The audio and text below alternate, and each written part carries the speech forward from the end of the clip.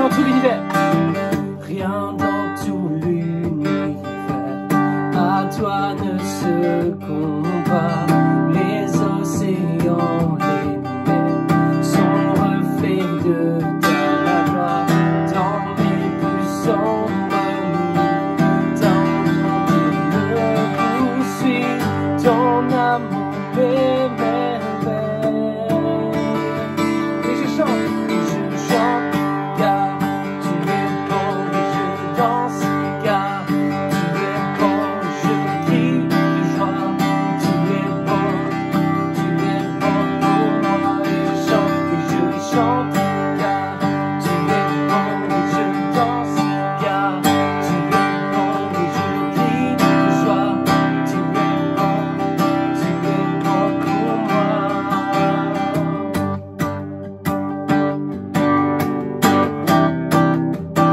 Et je chante. Et je chante, car tu es bon et je danse, car tu es bon et je crie de joie. Tu es bon pour moi. Le vent, soleil, pluie, mon cœur te le dit. Et tu es bon, et tu es bon. Il y a un cri sur mes lèvres. Et un cri sur mes lèvres, ma vie te célèbre. Et tu es bon, et tu es bon. Au vent, soleil ou pluie, mon cœur te le dit. Et tu es bon, et tu es bon. Car tu es bon et je danse, car tu es bon et je crie de joie. Tu es bon pour moi. Et je chante, car tu es bon et je danse, car tu es bon et je crie de joie. Tu es bon pour moi.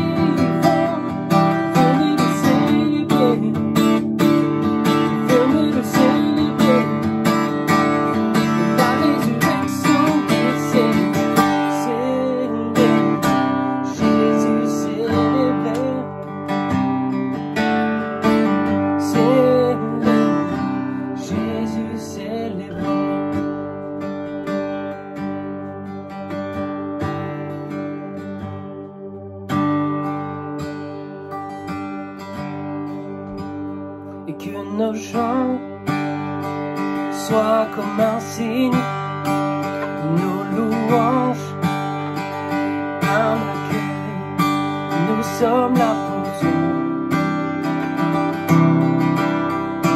Nous sommes là pour toi. Avec force, dis un seul mot, et les morts revivront. Nous sommes là pour toi. Nous sommes là pour toi. Et nos cœurs.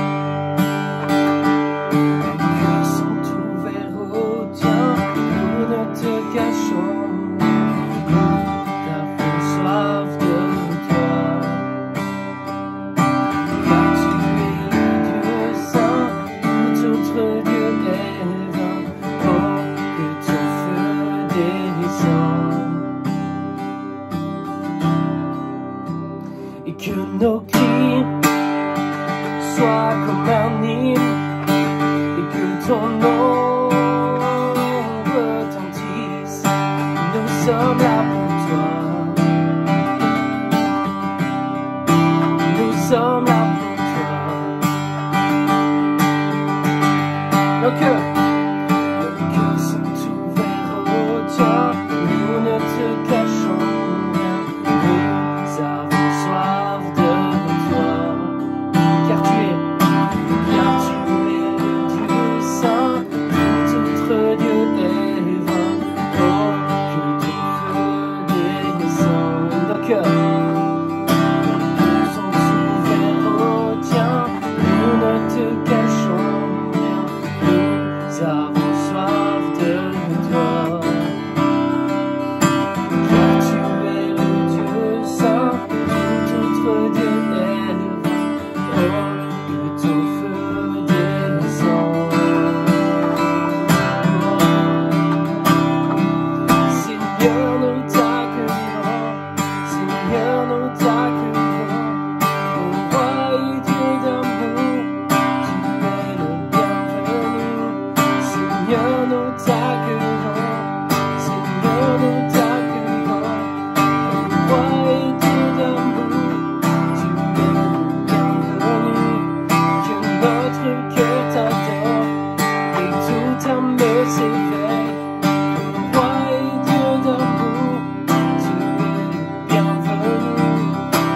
Notre cœur t'adore et tout âme s'éveille.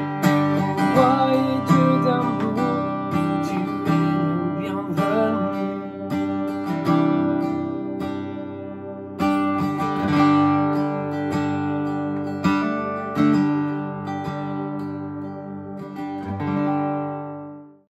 Bonsoir à tous, et cela me fait très plaisir de nous retrouver une fois de plus au travers de la parole de Dieu, ou grâce à la parole de Dieu, qui est tellement importante. Merci Daniel de nous avoir conduits dans ce temps de louange. C'est tellement rafraîchissant la louange, et ça nous manque tellement de louer le Seigneur ensemble, et nous aspirons à ce que le gouvernement puisse lâcher du lest dans le déconfinement pour pouvoir louer le Seigneur ensemble et nous retrouver pour le louer et l'adorer.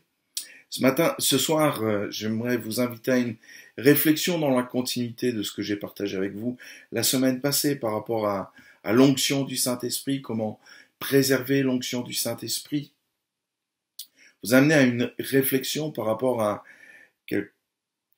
un animal qui est utilisé dans la Bible pour symboliser donc l'action du Saint-Esprit, où le Saint-Esprit, c'est la colombe. Et il est dit dans Luc, chapitre 3, verset 21, « Comme tout le peuple était baptisé, Jésus aussi fut baptisé. Pendant qu'il priait, le ciel s'ouvrit et le Saint-Esprit descendit sur lui sous une forme corporelle comme une colombe. Et une voix fit entendre du ciel ces paroles, « Tu es mon Fils, bien-aimé, tu as toute mon approbation. » Il y a plusieurs images dans la Bible qui sont utilisées pour symboliser le Saint-Esprit et son action. Nous avons le feu, nous en avons parlé la semaine passée, l'huile dans l'onction du Saint-Esprit, donc l'huile, et je pense notamment au psaume 133, le vent, l'eau et donc la colombe. Et lorsque Jésus fut baptisé, le Saint-Esprit, il va être rempli du Saint-Esprit, et le Saint-Esprit descendit sur lui sous la forme d'une colombe.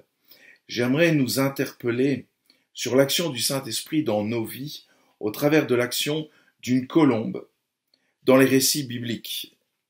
Et la première utilisation de la colombe dans le récit biblique, c'est celle qui se trouve dans le récit de l'histoire de Noé.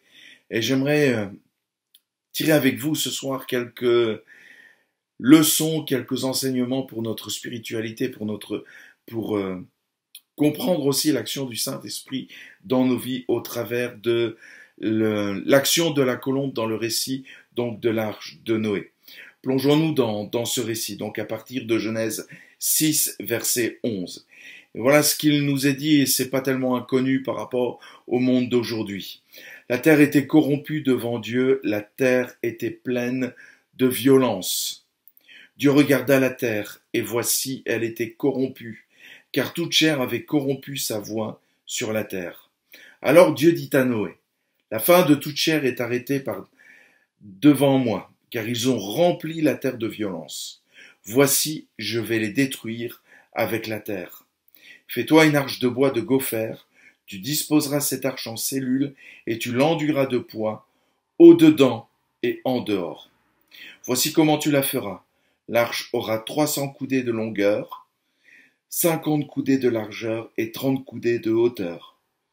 Tu feras l'arche une fenêtre que tu réduiras à une coudée en haut. Tu établiras une porte sur le côté de l'arche et tu construiras un étage inférieur, un second et un troisième. Et moi je vais faire venir le déluge d'eau sur la terre pour détruire toute chair ayant souffle de vie sous le ciel. Tout ce qui est sur la terre périra. Mais j'établis mon alliance avec toi. Tu entreras dans l'arche, toi et tes fils, ta femme, et les femmes de tes fils avec toi. De tout ce qui vit, de toute chair, tu feras entrer dans l'arche 2 de chaque espèce, pour les conserver en vie avec toi. Il y aura un mâle et une femelle, des oiseaux selon leur espèce, du bétail selon son espèce, et de tous les reptiles de la terre seront selon leur espèce. 2 de chaque espèce viendront vers toi, pour que tu leur conserves la vie. Et toi, prends de tous les aliments que l'on mange, et fais-en une provision près de toi, afin qu'ils te servent de nourriture, ainsi qu'à eux. C'est ce que fit Noé, il exécuta tout ce que Dieu lui avait ordonné. Nous continuons la lecture dans Genèse chapitre 8, à partir du verset 8. Dieu se souvint de Noé, de tous les animaux et de tout le bétail qui était avec lui dans l'arche. Et Dieu fit passer un vent sur la terre, et les eaux s'apaisèrent. Les sources de l'abîme et les écluses des cieux furent fermées, et la pluie ne tomba plus du ciel. Les eaux se retirèrent de dessus la terre, s'en allant et s'éloignant, et les eaux diminuèrent au bout de 150 jours. Le 7e mois, le 17e jour du mois, l'arche s'arrêta sur les montagnes d'Ararat. Les eaux allèrent en diminuant jusqu'au 10e mois. Le 10e mois, le 1er jour du mois, apparurent les sommets des montagnes. Au bout de 40 jours, Noé ouvrit la fenêtre qu'il avait faite à l'arche. Il lâcha le corbeau qui sortit, partant et revenant, jusqu'à ce que les eaux eussent séché sur la terre. Il lâcha aussi la colombe, pour voir si les eaux avaient diminué à la surface de la terre. Mais la colombe ne trouva aucun lieu pour poser la plante de son pied, et elle revint à lui dans l'arche, car il y avait des eaux à la surface de toute la terre. Il avança la main, la prit et la fit rentrer auprès de lui dans l'arche. Il attendit encore 7 autres jours, et il lâcha de nouveau la colombe hors de l'arche. La colombe revint à lui sur le soir, et voici une feuille d'olivier arrachée était dans son bec. Noé connut ainsi que les eaux avaient diminué sur la terre. Il attendit encore 7 autres jours, et il lâcha la colombe, mais elle ne revint plus à lui. Dans l'Antiquité, les marins avaient l'habitude de prendre avec eux des oiseaux qu'ils lançaient pour voir à quelle distance se trouvait-il du littoral, mais rarement des colombes. Hasard, ici du texte, peut-être, mais il n'y a pas de hasard avec Dieu. Et ici, j'aimerais faire une analogie de la foi pour en retirer tous des enseignements pour notre foi. À cette époque, le péché avait atteint un tel degré que Dieu décide de détruire l'humanité par un déluge. Il voit un homme juste, Noé, avec lequel il décide d'investir à nouveau pour repeupler la terre après le déluge. Il lui assigne une mission, construire une arche dans laquelle il sauvera du déluge sa famille, mais aussi le règne animal. 3 étages dans l'arche et juste une minuscule fenêtre d'une coudée au carré, donc plus ou moins 50 cm sur 50 cm. Le déluge arrive, le temps passe, et dans la gestion de l'après-déluge, nous avons donc l'utilisation de la colombe, à peu près 300 jours plus tard. L'arche de Noé.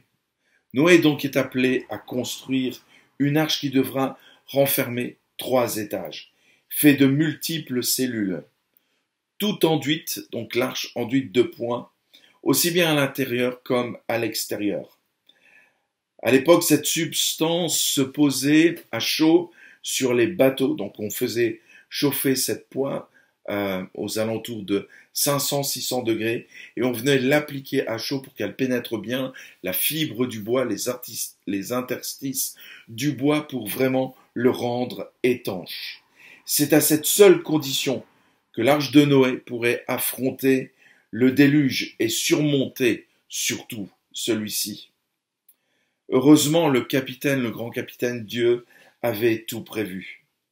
Une bonne navigation nécessite aussi de bien discerner le temps qu'il fait.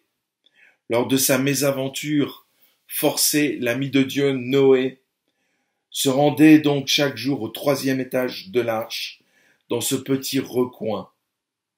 Son poste de pilotage, où il avait inséré une petite fenêtre tournée vers le ciel pour l'observer. Cette petite lucarne lui permettait de souffler un peu.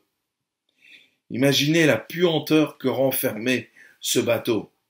Tous les animaux, toutes les espèces d'animaux qui étaient là confinés dans des petits espaces, la chaleur qui devait régner, toute cette puanteur, cette humidité, ça devait être vraiment loin d'être une croisière de luxe. Le bruit incessant de tous ces animaux qui s'exprimaient, qui avaient certainement peur, qui n'avaient pas connu une telle pluie, qui n'avaient jamais connu la pluie.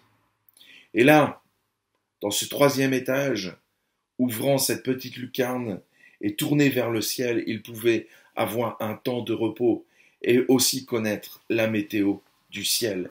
C'était le moment de répit pour Noé.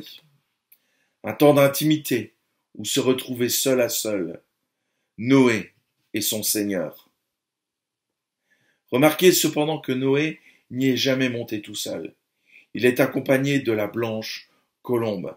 Il a commencé avec un corbeau, mais elle a continué avec la colombe. Elle s'envole pour espionner. Elle revient avec une branche d'olivier, elle le réconforte, elle le renseigne avant toute prise de décision. Et par analogie, j'aimerais dire que finalement, cette arche, c'est un peu notre vie, c'est nous. Et sur notre vie, on a besoin de poser de l'étanchéité. Et qu'est-ce que représente cette étanchéité? Eh bien, c'est tout simplement la sanctification. La Bible déclare que sans la sanctification, personne ne verra le Seigneur. Ce n'est pas que simplement pour le futur de notre salut, mais c'est aussi pour nous aujourd'hui, pour notre quotidien. L'une des caractéristiques de la colombe, c'est l'immaculation. Ne dit-on pas blanc comme une colombe, blanche comme la colombe? La colombe ne se posera jamais dans un endroit sale, crasseux ou sur un tas de fumier. Elle aime ce qui est propre. La sanctification. Quand je viens à Jésus et que je me convertis, la Bible déclare que Christ a été fait sanctification pour nous. Dieu nous voit donc autrement au travers de Jésus-Christ. La sanctification signifie une mise à part. Noé a été mis à part dans l'arche. Ça signifie consécration, purification. Quand le salut entre dans ma vie, je suis mis à part, j'ai une nouvelle identité, mais je dois me préserver pur ou me purifier. Je dois rendre ma vie étanche à la saleté, à la crasse que le monde peut me proposer. Je pense à la violence, à l'occultisme, à la pornographie, à toutes les valeurs de ce monde qui deviennent de plus en plus parfois, excusez-moi, mais bestiales, mais aussi ce qui peut sortir de moi, les jugements, les insultes, les moqueries, la moquerie, le mensonge, l'orgueil, la médisance, et bien plus encore.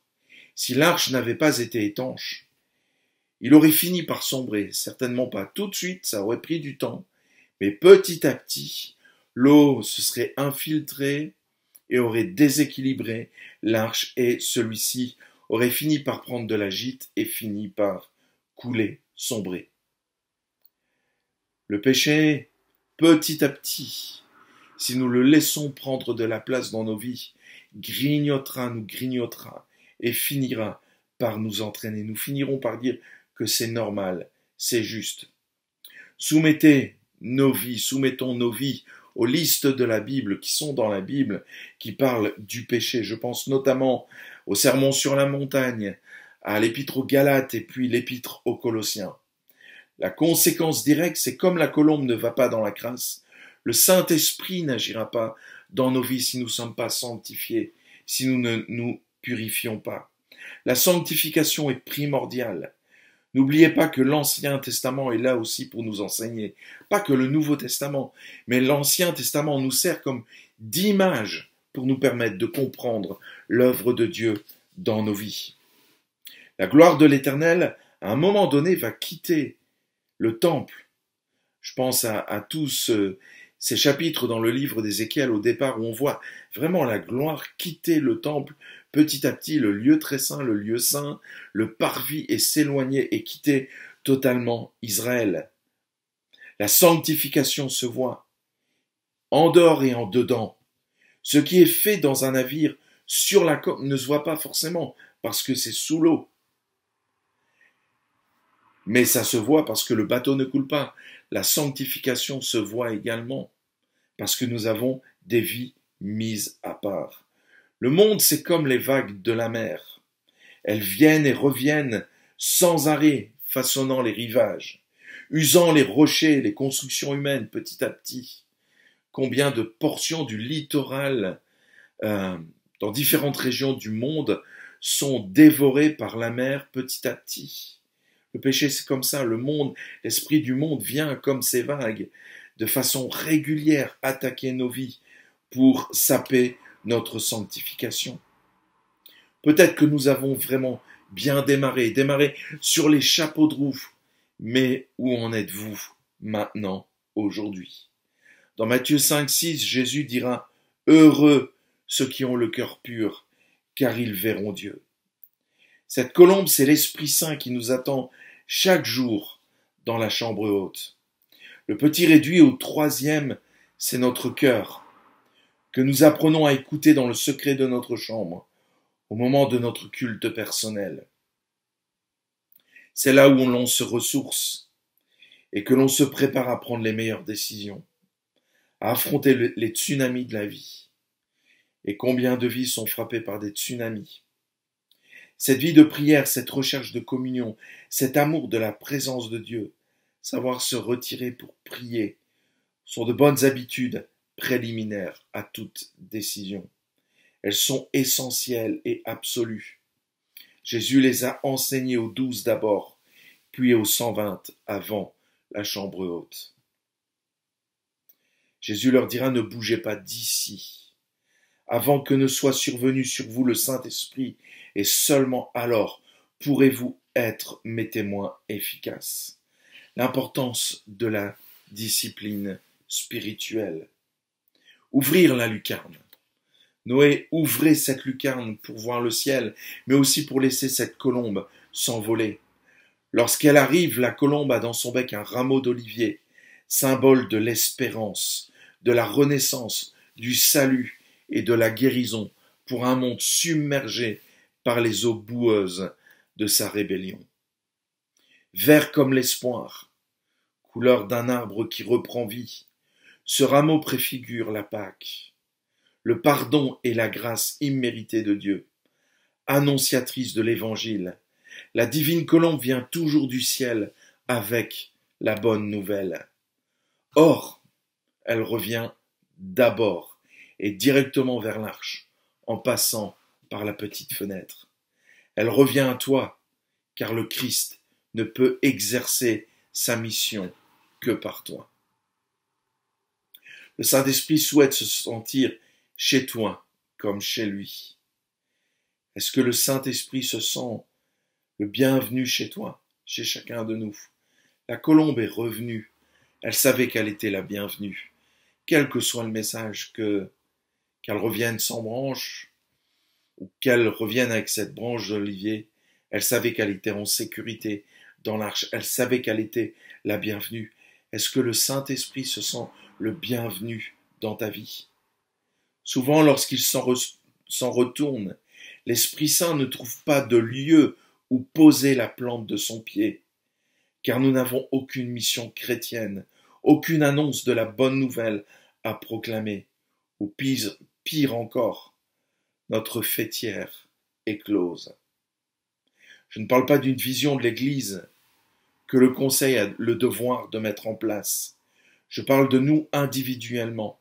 Si je n'ai aucun objectif spirituel, et je sais que nous sommes capables de nous fixer des objectifs, nous nous fixons des objectifs professionnels, nous nous fixons des objectifs de rénovation dans nos habitations, nous nous fixons des objectifs concernant des achats futurs, nous planifions nos finances en fonction de tels. Nous sommes capables de nous donner des objectifs, mais spirituellement parlant. Si je ne témoigne pas, si le royaume de Dieu n'est pas ma priorité, je suis au regret de vous dire que votre vie spirituelle ressemblera à un électroencéphalogramme plat, sans vie. Est-il impossible pour lui, le Saint-Esprit, de rejoindre notre cœur?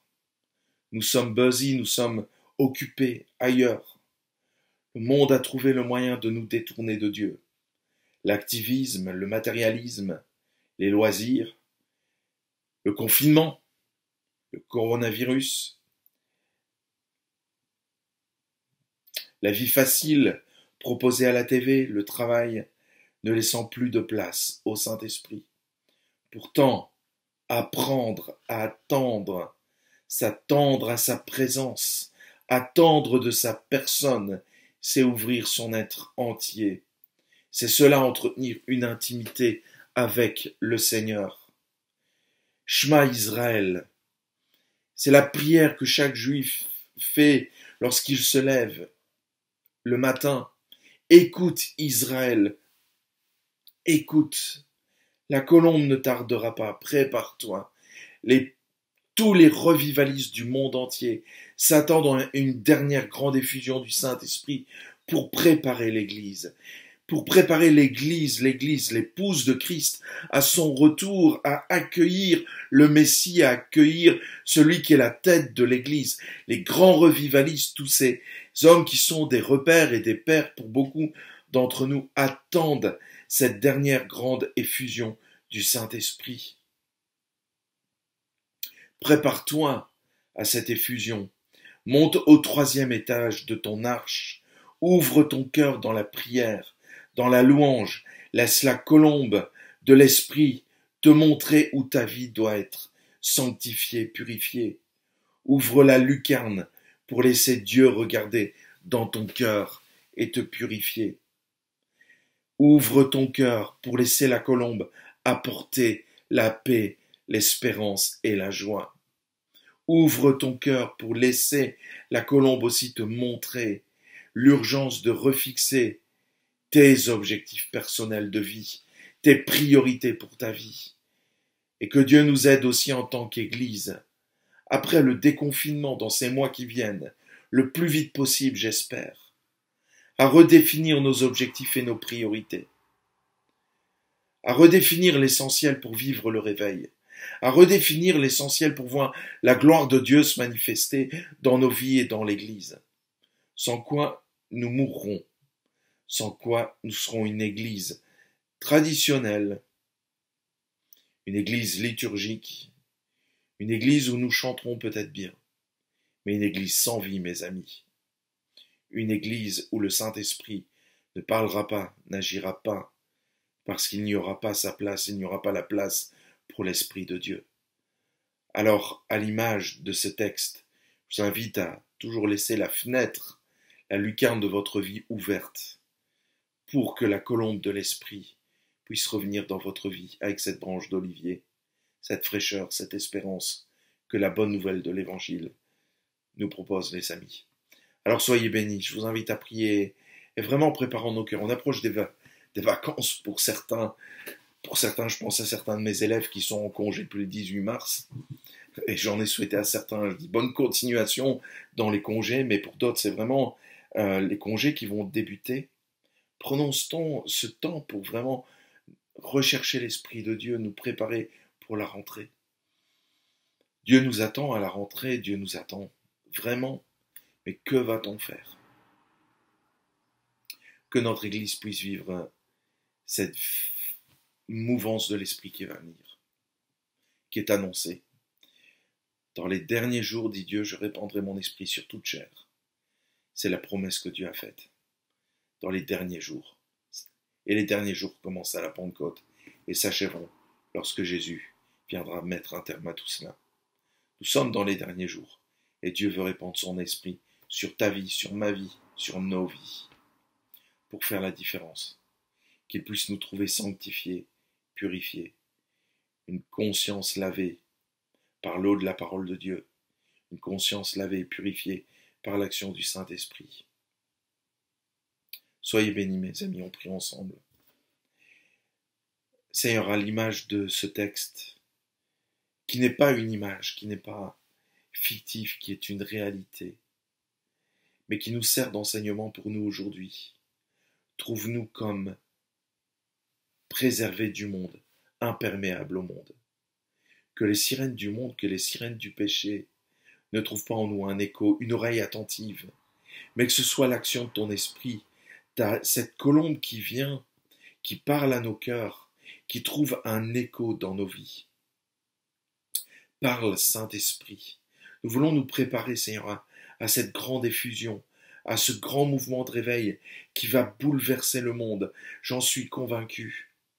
Et nous voulons préparer nos cœurs. Je veux préparer mon cœur, Seigneur. Je veux me garder pur, garder cette fenêtre ouverte pour que tu puisses y entrer, te sentir à l'aise dans ma vie et que tu puisses te sentir à l'aise dans chacune des vies. Père éternel, tu bénis l'Église. Père éternel, tu nous aides à nous préparer. Père éternel, tu nous aides à déconfiner notre cœur, déconfiner notre relation avec toi, déconfiner la place pour que Saint-Esprit, tu puisses agir dans nos vies. Saint-Esprit, agis, bouscule-nous, afin que nous puissions être comme cette colombe qui est venue avec cette branche d'olivier, être ces porteurs de bonnes nouvelles et d'espérance au monde. Parce que sans toi, le monde est perdu. Sans toi, il n'y a plus d'espérance. Alors fais de nous, ces hommes et ces femmes, remplis de l'esprit, remplis de l'espérance et de la joie du Christ. Amen. Soyez bénis, mes amis, et à très bientôt. Que Dieu vous aide dans tout ce temps. Et profitez bien les uns des autres. Soutenez-vous mutuellement les uns les autres. À très bientôt.